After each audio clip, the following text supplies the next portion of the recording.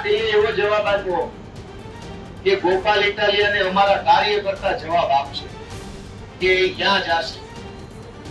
તમે બધા ભાજપના કાર્યકર્તા સુધી ખાસ આ સંદેશ પહોંચાડ્યો. હમણાં વિડીયો મૂકીશ. આખા ગુજરાતમાંથી વીણીને તોડીને ફોડીને ભંગારમાં ભંગાર બદમાશમાં બદમાશ માણસને બીજી પાર્ટીઓમાંથી લાવી અને ભાજપની અંદર ખુરશીઓ આપી, હોદ્દા આપ્યા, સત્તા આપી. ત્યારે ભાજપનો કાર્યકર્તા પાટીલ સાહેબને ન આપ્યો. હવે અહીંયા ભી પડી છે તો કે મારો કાર્યકર્તા જવાબ આપશે. ના ભાઈ ના, કાર્યકર્તા ઉપર તાણી નથી લઈ આવ્યા, તું લઈ આવ્યો. તારે જવાબ આપવો પડશે. હવે એને કાર્યકર્તા પર નાખ્યું કે અમારો કાર્યકર્તા ગોપાલને જવાબ આપશે. હું કામ? આ એપીની તો હાલતનો જવાબ આપો. અંગ્રેજો 200 વર્ષ સુધી ભારત દેશમાં મૂળિયા નાખી ગયા, પછી એની સામે આઝાદીની લડાઈ થઈ અને પછી એને જેવું વહમું લાગતું છે છોડવાનું, એને જેવી તકલીફ પડતી છે ને એવી તકલીફ ભાજપ વાળાના મોઢા ઉપર દેખાય છે. ત્યાં 40 વર્ષથી જે લૂંટી ખાઈએ છે, ખોતરી ખાઈએ છે, નદી ખાઈ જાય, ડુંગર ખાઈ જાય, અનાજ ખાઈ જાય, રોડ ખાઈ જાય, આ ગોપાલ આવશે તો આ બધું બંધ થાય ને એ વાતની બીક એક ભાજપના નેતાના મોઢા ઉપર દેખાય છે. અને એમાં બધા ભેગા થઈ ગયા છે અને અહીંયા 150 જણા ચૂંટણી જીતાડવા આવ્યા છે. મજાની વાત જોજો, મજા આવે તો મજા લેજો કે 150 મોટા મોટા નેતા, મંત્રી, સંત્રી, ધારાસભ્ય, પૂર્વ મંત્રી, એવા 150 નેતા કિરીટ પટેલને જીતાડવા અહીંયા આવ્યા છે. અને એને જીતાડવા મોદી આવવું પડે. એને જીતાડવા મોદી આવે, એ અહીંયા કિરીટ પટેલને જીતાડવા આવ્યા. વિચાર તો કરો. પણ દોસ્તો, બહુ જ ગંભીરતાથી આ ચૂંટણીમાં આપણે ઉભું રહેવાનું. આપણી લડાઈ બહુ મોટી છે. સેજે આપણે ગફલતમાં રહી જઈએ. ઘણી વખત હોય, વર્ષો સુધી તમે જે ચૂંટણી આ પંથકમાં જોઈ હોય એમાં તમે એવું જોયું હોય કાંઈ કરવાની જરૂર નથી, તમારા મત આવી જશે અને આવ્યા હશે. હજારો બધાને વિનંતી છે કે અહીંથી જે કહેવામાં આવે ને એક એક શબ્દની બહુ જરૂર છે. એક એક શબ્દનું કામ કરવાનું છે. વર્ષો સુધી જે ચૂંટણી થઈ હશે મત આવીને આપી દીધા હોય, પણ આ વખતે કેટલાક પોલીસના એના જે ભાજપની સાથે મળેલા કેટલાક અધિકારીઓ, જિલ્લા સહકારી બેંકના કેટલાક માણસો, કેટલાક સરકારી માણસો, જેલમાંથી હમણાં અનેક લોકોને જામીન મળી ગયા છે. આ પંથકના માથાભારે માણસોને, એ ગુંડાઓ આ પંથકમાં વર્ષોથી દારૂ વેચવાનો ધંધો કરતા કેટલાક બુટલેગરો, આ પંથકની અંદર નાના મોટા ટેન્ડરોમાંથી કટકી કરતા કેટલાક કોન્ટ્રાક્ટરો, આ પંથકની અંદરથી હજારો લોકોને લૂંટનારા કેટલાક આ બધા ભેગા થઈ ગયા છે. બધા ભેગા મળી અને વિસાવદર ઉપર કબજો કરવા માંગે છે. 13મી તારીખે મેં જ્યારે અહીંયા સતીરાય પાર્ટી પ્લોટમાં ભાષણ કર્યું ત્યારે મેં એમ કીધું હતું કે દળ કટક આવશે અને એમ કીધું હતું કે જેમ બોલા સોમનાથને લૂંટવા એક આખું મોટું ધાડું આવ્યું હતું એવું ધાડું આવશે. આ જોવો છો ને, આજના તો કેવો મેં એવું કીધું હતું. કોને કોને યાદ છે? મેં એમ કીધું હતું સોમનાથ લૂંટવા જેમ ધાડું આવ્યું હતું ને એવું ધાડું અહીંયા આવશે. આ જોવો છો, આવ્યું ને કટક. લાજ તમારે રાખવાની છે ભાઈ. હું તો બહુ નાનો માણસ, તમારે લાજ રાખવાની. અમે બહુ ફાઇટ આપી, મોટી મોટી ફાઇટ આપી. પાટીલ સાહેબ આજે ભેસાણમાં આવ્યા, એને ભાષણ એવું કહ્યું કે કેજરીવાલ સાહેબ એમ કહેતા હતા ગોપાલ ઇટાલિયાને ભાજપ ખરીદી ન શકે. એ વાતનું આજે એને ભાષણ કર્યું. ખબર છે તમને? પાટીલે એવો જવાબ આપ્યો કે ગોપાલ ઇટાલિયાને અમારા કાર્યકર્તા જવાબ આપશે કે ક્યાં જશે. તમે બધા ભાજપના કાર્યકર્તા સુધી ખાસ આ સંદેશ પહોંચાડ્યો. હમણાં વિડીયો મૂકીશ. આખા ગુજરાતમાંથી વીણીને તોડીને ફોડીને ભંગારમાં ભંગાર બદમાશમાં બદમાશ માણસને બીજી પાર્ટીઓમાંથી લાવી અને ભાજપની અંદર ખુરશીઓ આપી, હોદ્દા આપ્યા, સત્તા આપી. ત્યારે ભાજપનો કાર્યકર્તા પાટીલ સાહેબને ન આપ્યો. હવે અહીંયા ભી પડી છે તો કે મારો કાર્યકર્તા જવાબ આપશે. ના ભાઈ ના, કાર્યકર્તા ઉપર તાણી નથી લઈ આવ્યા, તું લઈ આવ્યો. તારે જવાબ આપવો પડશે. હવે એને કાર્યકર્તા પર કે અમારો કાર્યકર્તા ગોપાલને જવાબ આપશે. હું કામ? આ એકેયની તો હાલત જ જવાબ આપશે.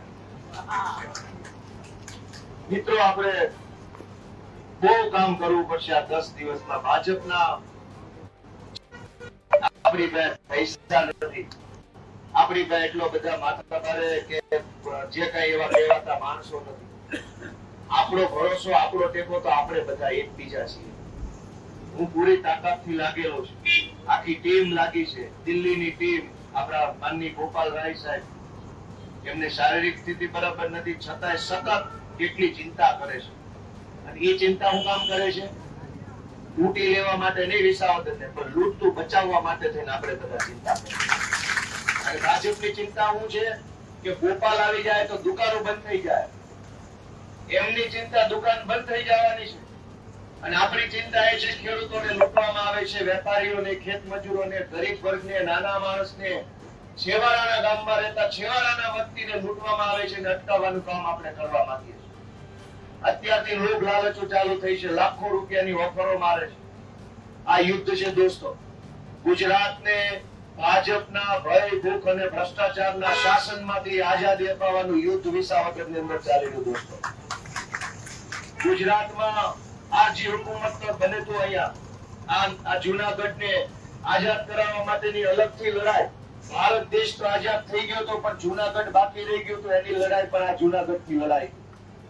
આજ દેશમાં આઝાદી છે, પણ ભાજપના નેતાઓએ જનતાને ગુલામ બનાવ્યા છે. ભાજપના નેતાઓએ જનતા ઉપર શાસન જમાવ્યું છે. એ ભાજપની નેતાગીરીથી, ભાજપના શાસનથી ગુજરાતને આઝાદ કરાવવાની આપણે બહુ મોટી આઝાદીની લડાઈમાં ઉતરેલા યોદ્ધા છે દોસ્તો. આપણી બહુ મોટી જવાબદારી છે. ગોપાલભાઈએ ફોન કર્યો, ગોપાલભાઈ ફોન ન કર્યો, ફોન ઉપાડ્યો, ન ઉપાડ્યો, હરેશભાઈ ઉપાડ્યો, ન ઉપાડ્યો, આ કેમ નો થયું, ટોપી નો મળી, કાગળ નથી આવ્યું, આ માણસ નહીં હાલે, આ કેમ આવ્યો. દોસ્તો, આઝાદીની લડાઈમાં આવા બધા પ્રશ્નોમાં પડવાનું ન હોય. અર્જુનની જેમ લક્ષ્યની અંદર કેમ માછલીની આંખ દેખાય, આપણને આઝાદી દેખાવી જોઈએ. આપણને આ વિસ્તારનો વિકાસ દેખાવો જોઈએ. ભાજપ વાળા એમ કે છે કે સરકાર અમારી છે, ગોપાલ આવશે કામ નહીં થાય. પણ ગોપાલ આવશે એ પહેલા તો 400 જણાનું ટોળું ગોપાલ ઢહળી લઈ આવ્યો. એ તાકાત ગોપાલ ઇટાલિયામાં છે કે આખી સરકાર વિસાવદરમાં લઈ આવ્યો.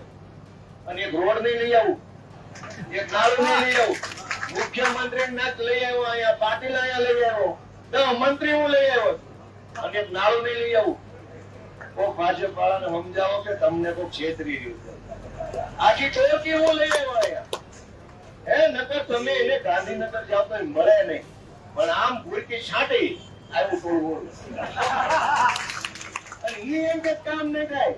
જો હું વિસાવદરમાં મુખ્યમંત્રીને પ્રચારમાં લાવી શકતો હોઉં તો હું અહીંયા રોડે લાવી શકું, કોલેજે લાવી શકું, જે ધારો અહીંયા કામ લાવી શકું.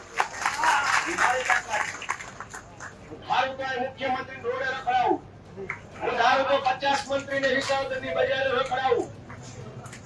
ગલીએ તલાટી મંત્રી નો મળે એવા રોડ ઉપર કેબિનેટ મંત્રીને રખડાવવી તાકાત મારી છે. જે રોડ ઉપર તલાટી મંત્રી ન મળે એ રોડ ઉપર કેબિનેટ મંત્રી ગોપાલ ઇટાલિયા રખડાવી શકતો હોય તો આ વિસ્તારમાં જોઈ વિકાસ કરાવી શકે. ભાજપ વાળા એમ કે સરકાર તમારી છે, સરકારને ભલામણા દોડતી ગતિથી પાણી બીજા ઉડીના દોડે બેથી ખમવું એને જે આનંદ કરાવવાનો છે. અડધાને તો હાર્ટ પ્રેશર, બધું બ્લડ પ્રેશર વધી જાય. દોસ્તો, જે સૂચના રાકેશભાઈ હિરપરા તરફથી, આમ આદમી પાર્ટી તરફથી, માનની ગોપાલ રાય સાહેબ તરફથી આપણને આપવામાં આવે, એક એક શબ્દનો દોસ્તો પાલન કરવાનું છે. આ આવતા 10 દિવસ છે, ઉજાગરાના દિવસ છે, ભૂખ્યા પેટે કામ કરવાના દિવસ છે, નાવાનું ન હોય તો નાયા વગર દોડવાના દિવસ આવતા 10 દિવસ છે દોસ્તો. મારી બધાને બે હાથ જોડીને વિનંતી છે કે ભયંકર યુદ્ધ ચાલે છે, ભયંકર. તમે જિંદગીમાં આવી ચૂંટણી નહીં જોયું. મારે તો આ બીજી છે આવીને આવી. હું તો આવીને આવી બીજી છું, પહેલી માં આવું જ હતું. પણ આ વખતે મને ભરોસો છે કે તમે મારી આબરૂ નહીં જવા દો દોસ્તો. મેં બહુ લડાઈ લડી છે, બહુ લડાઈ લડી. હું ઝૂક્યો નથી. 2 લાખ રૂપિયામાં માણસ જેની મુજરો કરવા પડે છે. હારા હારા માણસો ભાજપનો પટ્ટો માકા ઉભા રહીને પહેર લે, ખાલી 1.5 લાખ રૂપિયામાં ગમે એ માણસ ઠેકી જાય છે દોસ્તો. એવા આ જમાનામાં હું અવળી મોટી સત્તાની સામે ઊભો છું. તમે મારી આબરૂ તો જાળવશો ને બાપા? મારા હાથમાં જે હતું એ મેં કર્યું છે.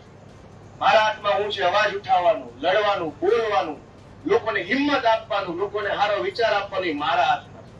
પણ મને તમારે જાળવવો, સાચવવો એ તમારા હાથમાં છે બાપા. અમારી હાથ જોડી વિનંતી છે. ના સુધી મારો મેસેજ પહોંચાડજો. અનેક પ્રકારના વોટ્સએપમાં મેસેજ ફોન આવે છે, ફલાણી જગ્યાએ થોડુંક વીક છે, આયા કાચું છે, આ નાકમાં વીક છે, આયા આમ છે, આયા તેમ છે.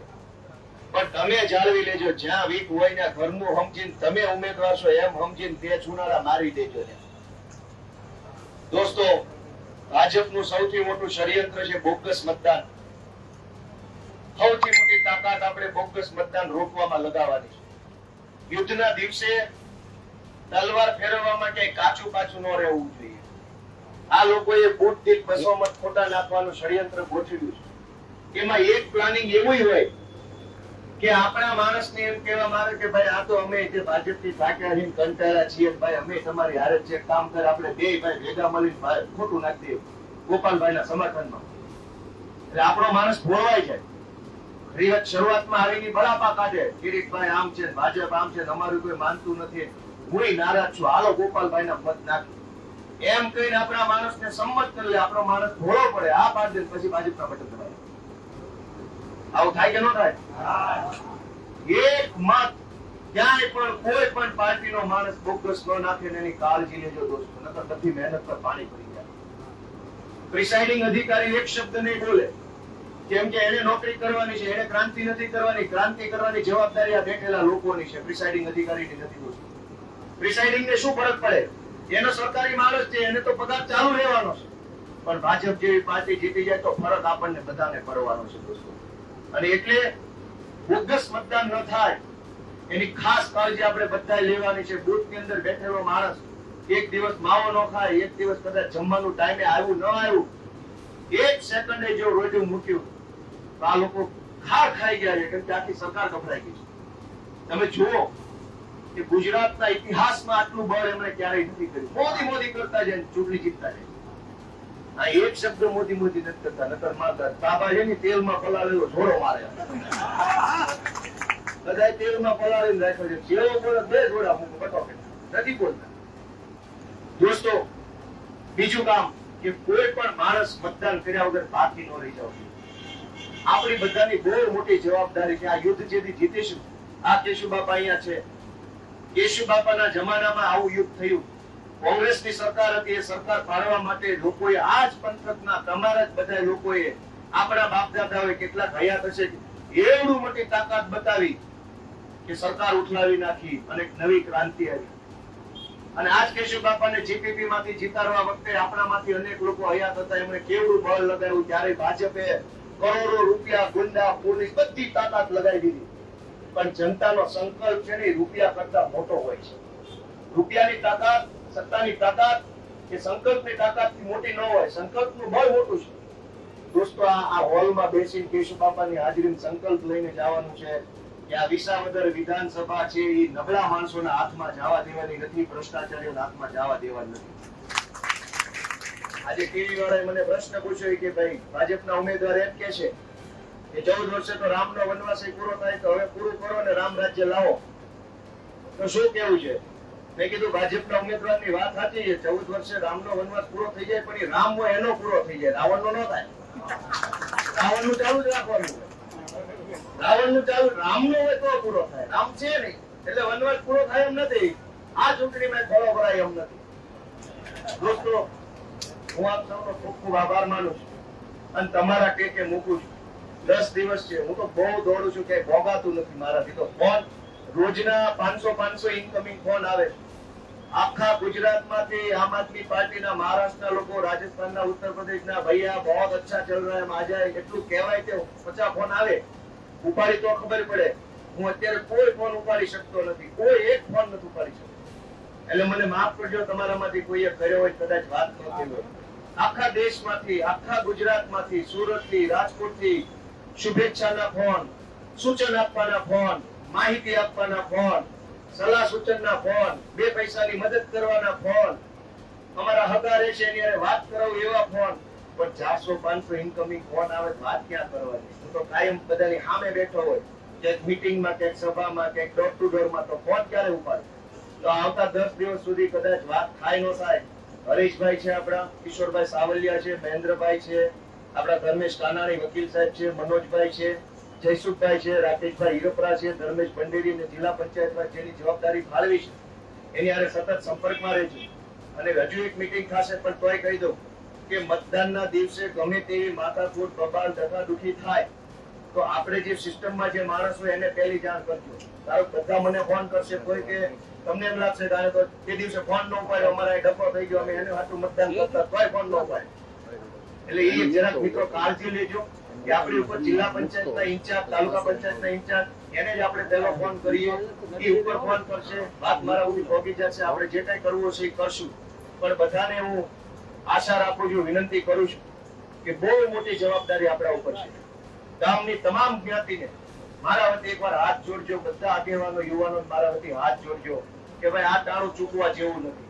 ભાજપ અબજો રૂપિયા વેડફી નાખશે ને કાંઈ ફરક નહીં પડે. આ ચૂંટણી જીતવા માટે ભાજપ 100 કરોડ વાપરી નાખે તો આ વર્ષે જે માંડવીનો ઉતારો આવશે એમાંથી ટેકાના ભાવમાંથી રળી લેશે, આ વર્ષમાં રળી લેશે. પણ આપણે ક્યાં જઈશું દોસ્તો? આપ સૌ આ વિસાવદર, ભેંસાણ, જુનાગઢ તાલુકાના સૌ ક્રાંતિકારી કાર્યકર્તાઓનો ખૂબ ખૂબ હૃદયપૂર્વક આભાર વ્યક્ત કરું. તેનું પાલન કરજો. દિલ્હીથી ખૂબ સારા મિત્રોને અહીંયા ડ્યુટી લગાડવામાં આવી છે, જે મિત્રો હિન્દીમાં વાત કરે છે, પણ એ આપણા સાથીઓ છે, આપણને મદદ કરવા આવ્યા છે, આપણને ઉપયોગી બનવા આવ્યા છે. એને બધાને બહુ સહકાર આપજો. તમે એ જે કઈ કે એને સહકાર આપજો. થોડું ઘણું 19-20 હોય તો મારા વતી મોટું મન રાખજો. પણ આ યુદ્ધને આપણે કોઈ પણ સંજોગોમાં જીતવાનું છે દોસ્તો. એટલી વાત કરીને મારી વાત પૂરી કરું. હર હર મહાદેવ!